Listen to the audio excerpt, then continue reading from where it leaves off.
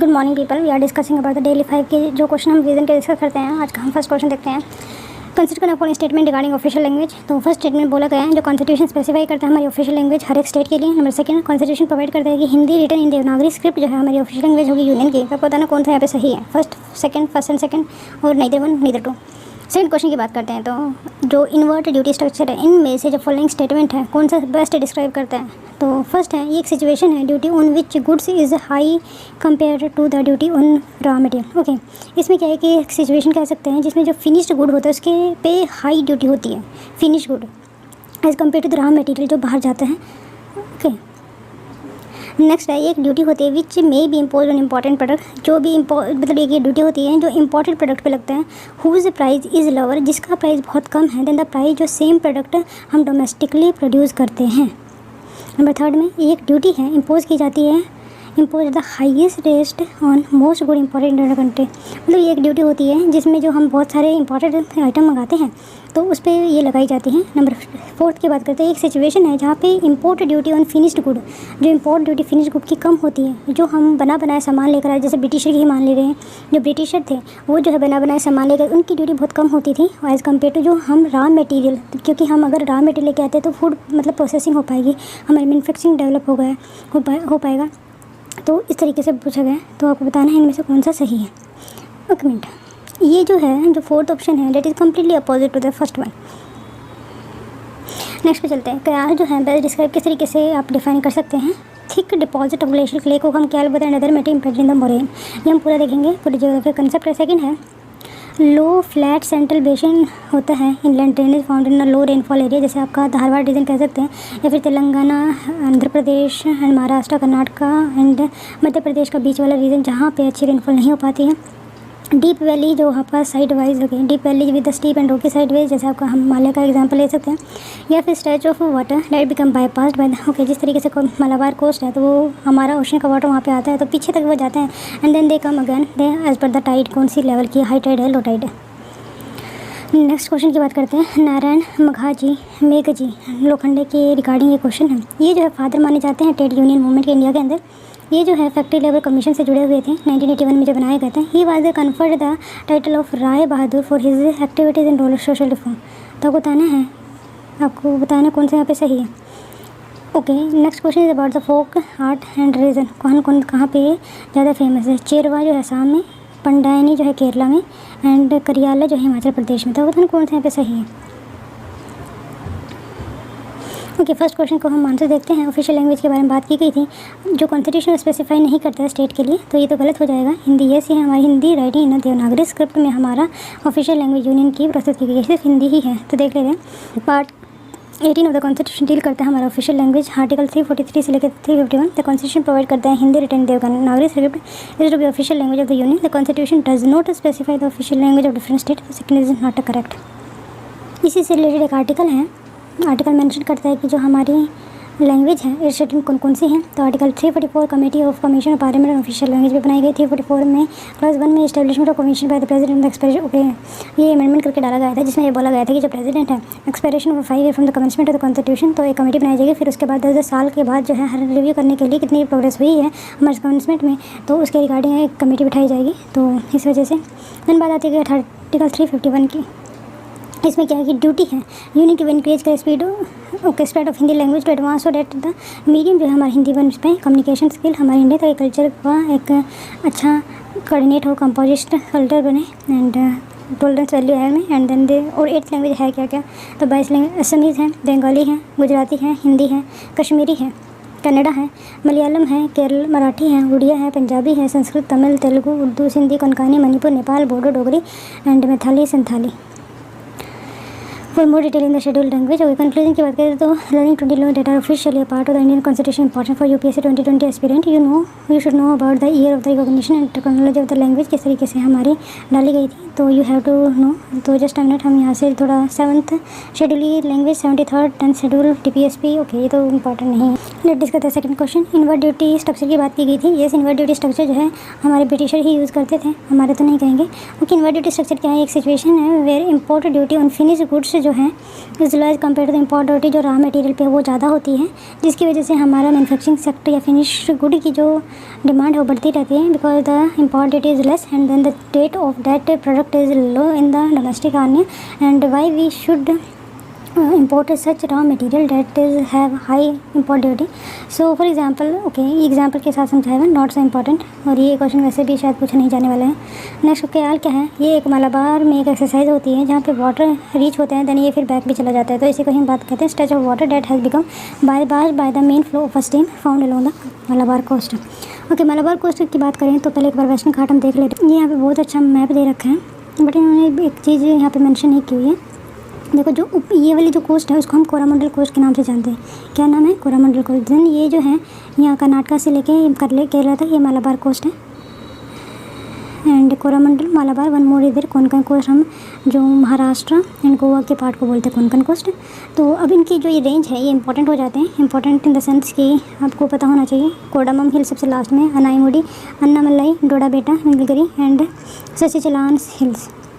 Then यहाँ पे अगर ईस्टर्न घाट की बात करते हैं, Varushanad hill, Palani hill, Sirumalai hill, Panchamalai hill, Shevaroy hill, Javadi hill, Nagari hill, Palkonda hill, Velikonda, Nallamala hill, नदन किराकस।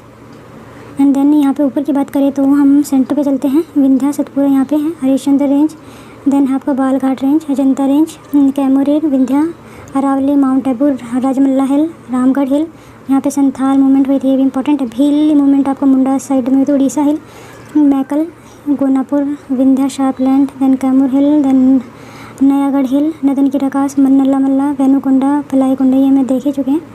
But here important is how to remember that thing, you have made the trick for that. मैं बहुत अच्छी तरीके से इन्होंने बता रखे, कोंकण कोस्ट या गुजरात से लेके दमन एंड दीव से पास होते हुए एंड महाराष्ट्र, कर्नाटका, गोवा, तो ये कोस्ट लाइन ऑफ सबमर्जेंसी बोला जाता है। कोस्ट लाइन ऑफ इमरजेंसी में कोंकण कोस्ट को बोला जाता है, Malabar coast and Konkan coast, Malabar coast and ये है Coromandel coast line of submergence. Pulicat lake यहाँ पे इनके बॉर्डर पे लोकेटेड है। वाह, आंध्र कोस्ट यहाँ पे है एंड उत्कल कोस्ट उड़ीसा वाले को बोला जाता है। Then gulf of Khambhat, Kathiawar district यहाँ पे है, गल्फ ऑफ कच्छ में कच्छ लोकेटेड, टर्न ऑफ कच्छ है, coast line of India. Okay, इनके बारे में थोड़ा पढ़ लिया जाए तो अच्छा रहेगा।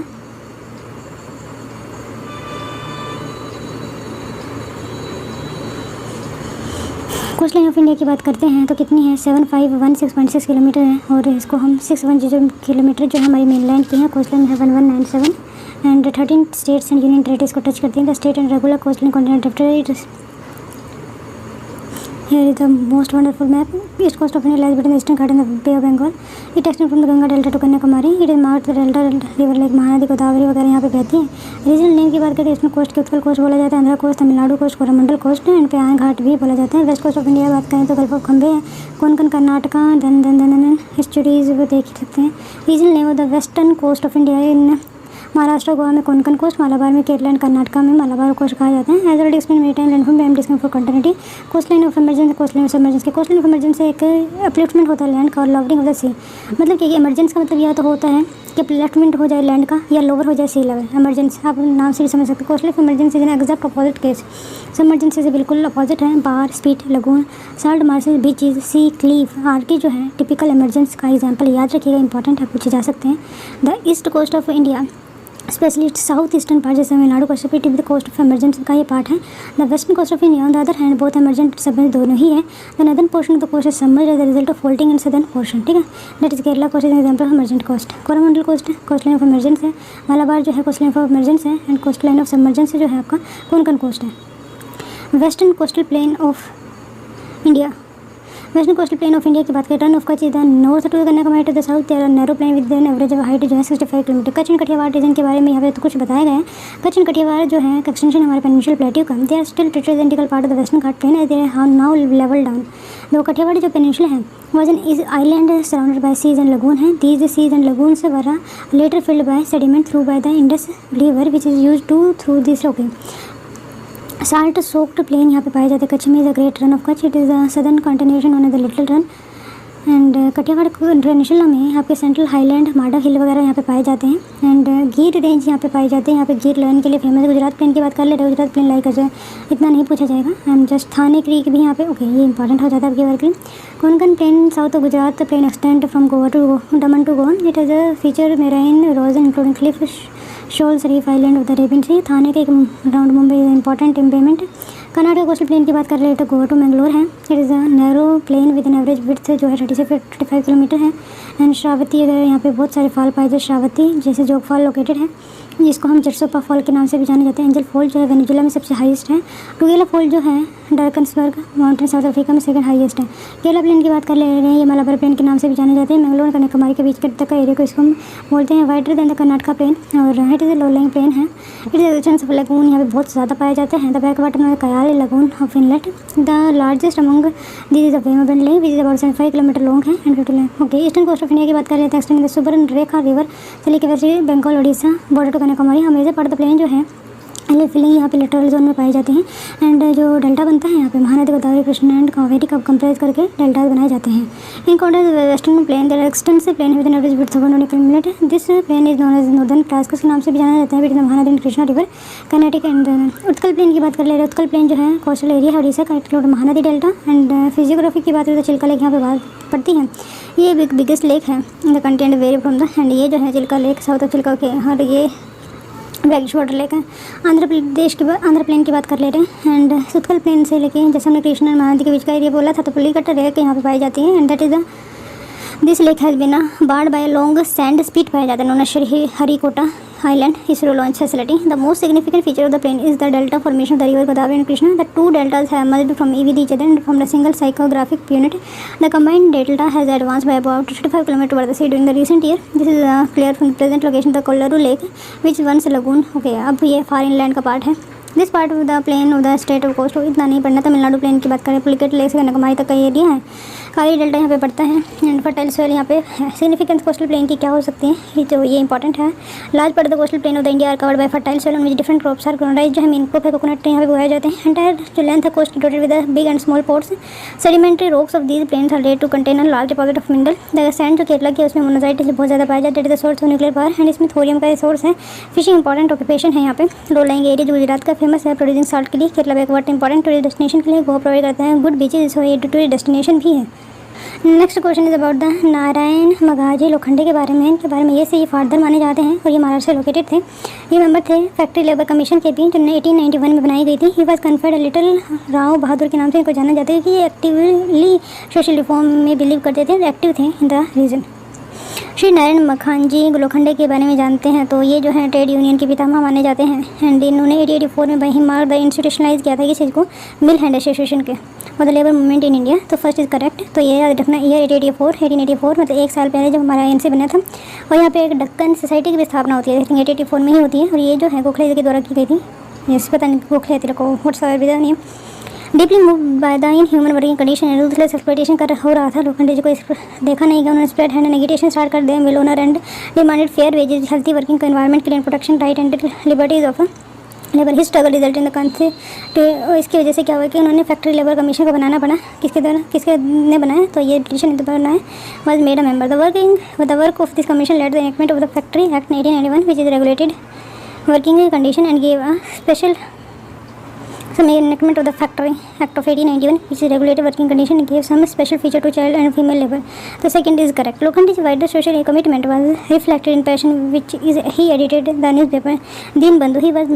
He was also deeply committed to communal harmony, having played a role in forging unity between the Hindu and Muslim community during the Communist Right 1893. He is an active participant in the struggle for the social reform, including though his involvement was Satyasodak Samaj established by Mahatma Jyotirao Phule. For this activity he is conferred the okay. Next question पे चलते हैं। That the last question of today जो हमें discuss करना है। तो यहाँ पे फर्स्ट और सेकंड सही है। करियाला जो है हिमाचल प्रदेश में एंड कद्यायनी जो है असम में, फोलकार्ट है एंड चिरू जो है असम में नहीं उड़ीसा में शायद, सॉरी चुराऊ जो है डांस जो है आपका मिज़ोरम में लोकेटेड है। तो पहले हम मिज़ोरम नॉर्थ ईस्ट का अपना जो मैप देखते हैं। ओके देखो केरला यहाँ पे लोकेटेड है। देन आपका बात आती है ये आपका अरुणाचल प्रदेश है, ये नागालैंड है, ये आपका जस्ट अ मिनट अगर मैं इसको बड़ा कर पाई तो यस आई कैन। ओके ये जो है आपका जो अरुणाचल प्रदेश, नागालैंड, मणिपुर, मिज़ोरम। मिज़ोरम यहाँ पे आ गया। तो वहाँ पे हमने चिरू फेस्टिवल देखा था। और यहाँ पे आपका बांग्लादेश हो गया। ये जो है आपका वेस्ट बंगाल का रीजन है। ये जो है पूरा पार्ट उड़ीसा का है और इसको ही हम उत्कल प्लेन के नाम से जानते हैं। ये अभी हम थोड़ी देर पहले पढ़ा। ये आपका आंध्र प्रदेश लोकेटेड है, right. And one more thing is there कि जो हमारा ये उड़ीसा है टच नहीं करता है तेलंगाना को। And one more thing is about then हमने केरला देखा था। तो ये बैक वाटर दिखाया जा रहा है। ये सबमर्जेंस है, सो ये एमरजेंस है। ये सबमर्जेंस का एरिया है। ये पूरा सबमर्जेंस का एरिया है। ये कोरामंडल में बहुत बार इस क्वेश्चन को बहुत बार गलत कर चुके हैं। होप कि मैं आगे से इसको गलत नहीं करेंगे। एंड जम्मू कश्मीर को देख सकते हैं। तो हम इसका थोड़ा फिजिकल मैप भी देखते हैं।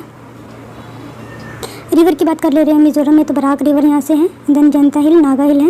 एंड केरला की बात कर रहे तो कोरडा के कडामाम हिल यहाँ पे लोकेटेड है। अनाईमुडी, डोडाबेटा, नीलगिरी हिल। एंड रिवर तो यहाँ पे वेमावेंट है, सबसे लार्जेस्ट लेक मानी जाती है।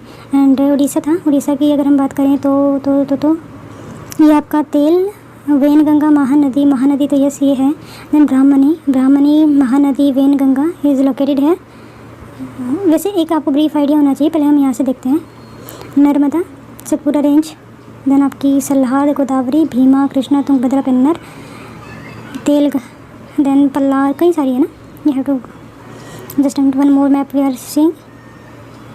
सी हियर इज लद्दाख और श्रीनगर।